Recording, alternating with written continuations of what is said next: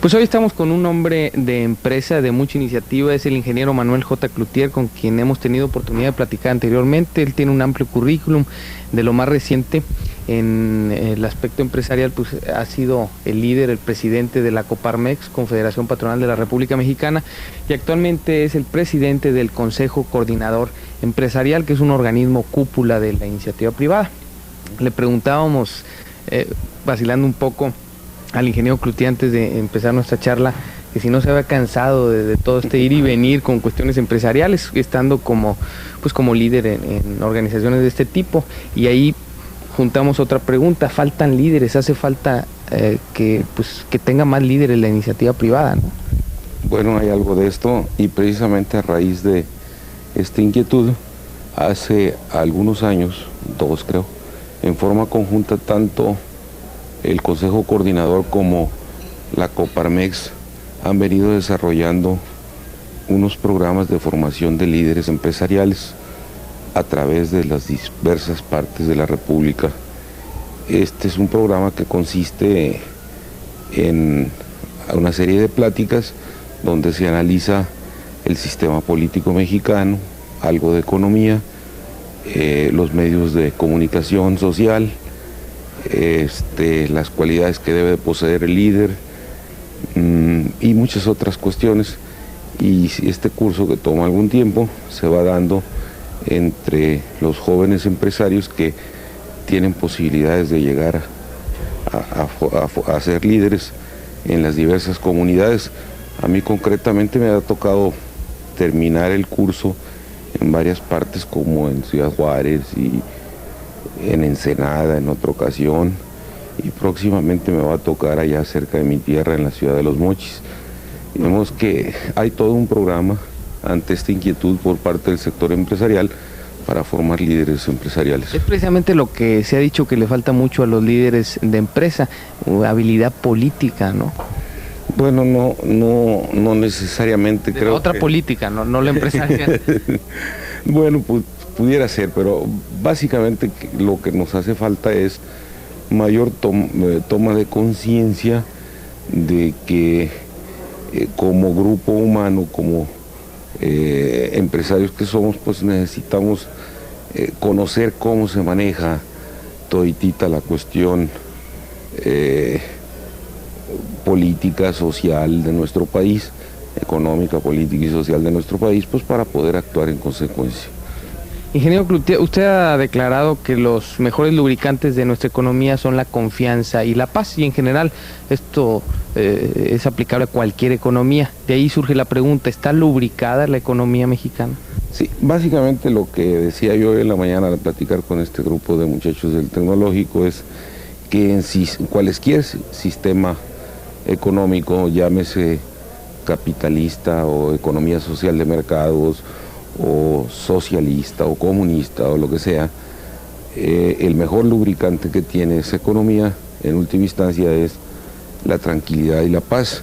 Yo pienso, y lo he dicho en varias ocasiones, que el buen político, el verdadero buen político, es aquel que sabe proporcionar la paz a todos los sectores que integran la nación. Y cuando hay esta paz, sin que me esté refiriendo a la paz de los sepulcros ni mucho menos, sino a la paz, la tranquilidad en el orden, cuando existe esta, inmediatamente el país responde. Tenemos 1000 ejemplos, pero pues nomás podemos voltear unos pocos años atrás. En 1976 el país había crecido más o menos alrededor del 3%. La generación de empleos que se tuvo en ese año fue sumamente baja, muy por abajo de la oferta que había de empleos. Llegó el licenciado López Portillo, le dio confianza al país en su primer discurso inicial casi instantáneamente, y como resultado de esto el país creció en forma inusitada.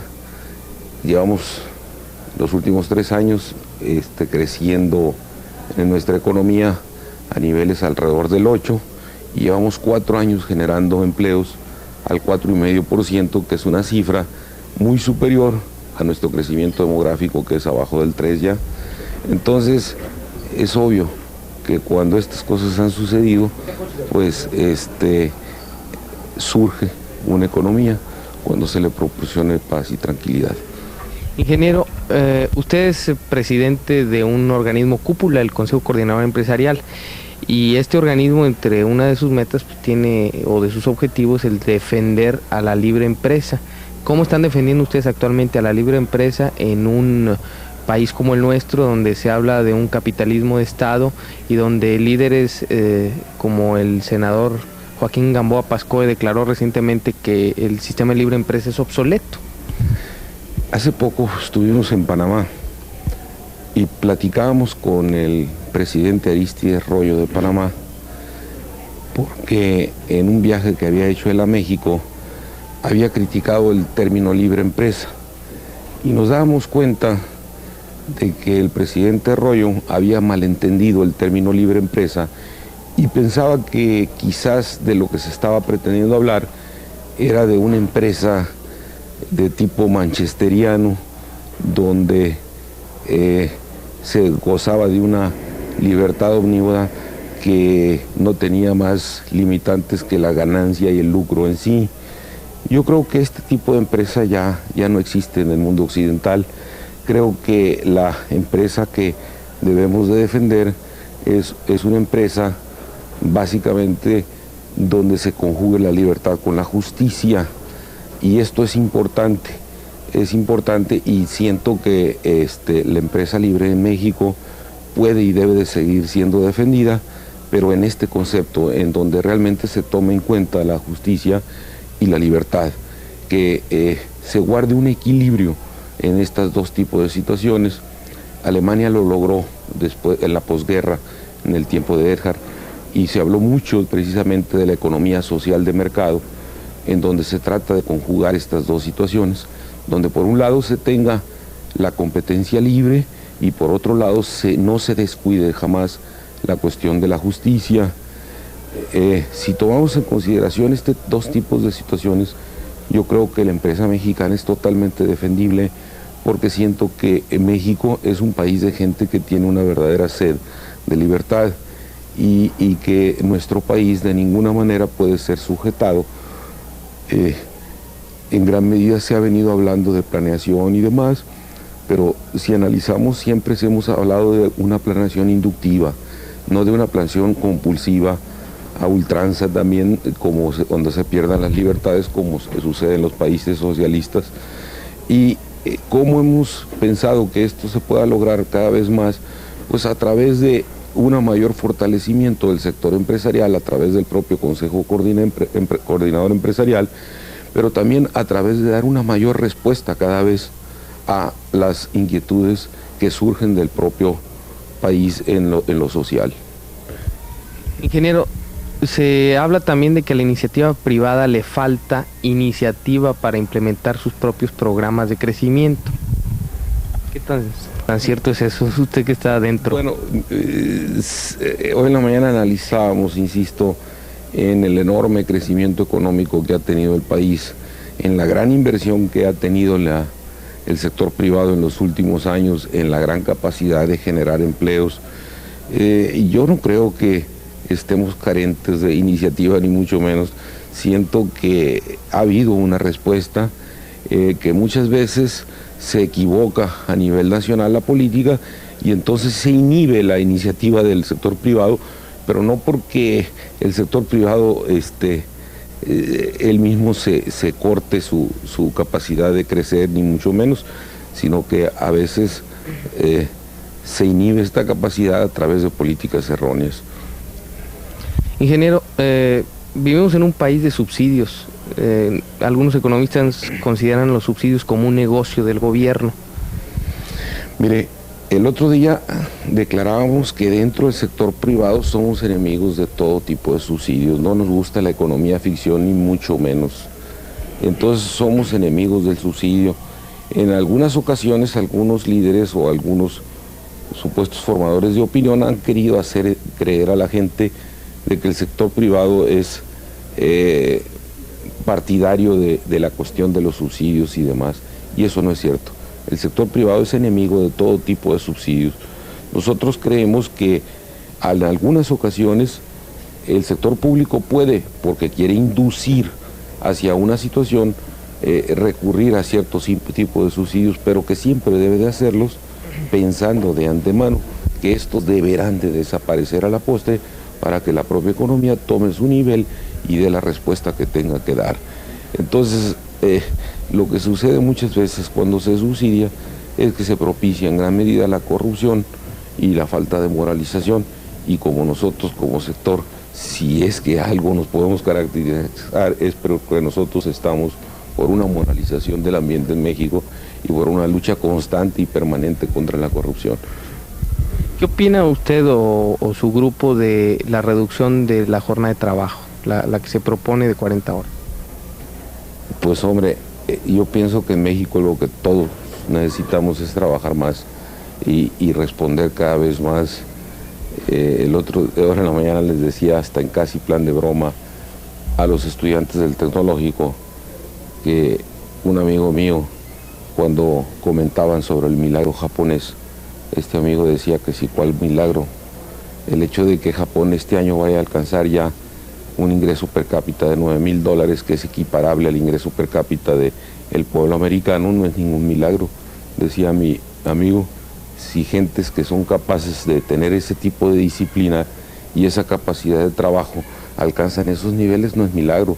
Milagro el de otros pueblos que sin trabajar tanto la hemos hecho. Como nosotros, no somos un buen ejemplo.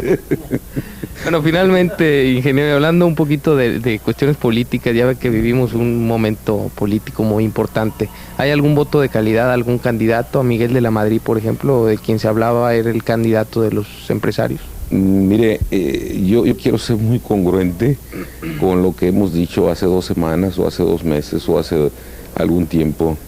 Los organismos empresariales como tales no somos organismos que tengamos alguna orientación de tipo político. ¿No son grupos de presión? No somos organismos que tengamos orientación de tipo política electoral, ni mucho menos. Nosotros como tales somos organismos que estamos dedicados a unificar el sector empresarial por un lado y por otro lado a tratar como órganos de consulta que somos de orientar a nuestro gobierno en las cuestiones económicas, inclusive algunos de los organismos afiliados al CCE como el caso de Concanaco y Concamín, pues hasta por ley son organismos de consulta del propio gobierno, y obviamente tenemos que tratar de defender en lo que nosotros creemos en cuanto a la economía, pero nosotros, insisto, no nos debemos de meter en política electoral porque dentro del sector empresarial hay miembros de un partido o de otro. Entonces, en realidad, ahorita no ha habido ninguna elección y todavía no hay ninguna posición en cuanto a algún cambio de gobierno. Nosotros seguimos esperando que sucedan las elecciones y el que salga electo, y después trataremos con quien quiera que salga electo y demás en cuanto a lo que está sucediendo en el país. Insisto, esto es equivalente a si me preguntara que sí, qué opino, porque algún obispo ha sido consagrado episcopalmente y nosotros somos organismos religiosos igual que a políticos en cuanto a electoral.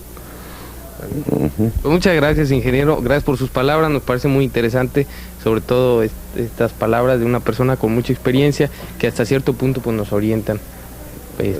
Claro, también hasta cierto punto parcialmente porque se trata de una opinión empresarial, pero ya hemos oído también opiniones de líderes obreros y esto nos van haciendo... Es precisamente a través del diálogo como se puede llegar a una síntesis valedera, y creo que cada quien debe y puede y debe de hacer exponer sus puntos de vista, y que a través de estos puntos de vista divergentes se pueda llegar a sintetizar algo que en última instancia redunde en beneficio. Entonces, hemos estado y hemos sido criticados en alguna ocasión, jamás hemos pensado que tenemos el monopolio de la verdad, ni mucho menos, pero creo que sí tiene cualquier mexicano la obligación de defender con encono en lo que crea y en lo que piense.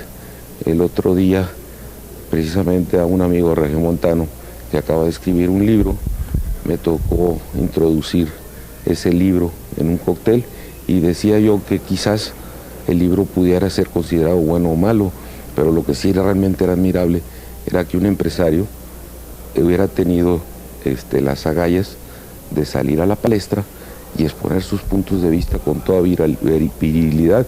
pienso que más y más mexicanos deberían de hacerlo cada vez, y es a través precisamente de la crítica donde una sociedad se puede volver más democrática y permeable y puede orientarse más, porque la verdadera democracia es un sistema de vida donde se balancean y se contrabalancean las diversas fuerzas de opinión. Entonces yo creo que es tiempo que más mexicanos den su opinión. Pues muchas gracias, ingeniero, y buen viaje de regreso a la Ciudad de México. Gracias, amigos, por su atención. Es Manuel J. Cloutier, presidente del Consejo Coordinador Empresarial de Visita en Monterrey. Continuamos con Foro en Televisión.